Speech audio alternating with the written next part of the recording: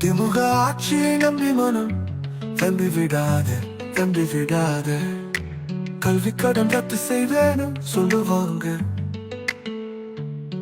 நீ தேர்வு ரத்து செய்வோம் சொல்லுவாங்க. நம்பி விடாதே திமுகவை, நம்பி விடாதே, நம்பி விடாதே, நம்பி விடாதே. திமுகவை நம்பி விடாதே, நம்பி விடாதே, நம்பி விடாதே. திமுகவை நம்பி விடாதே.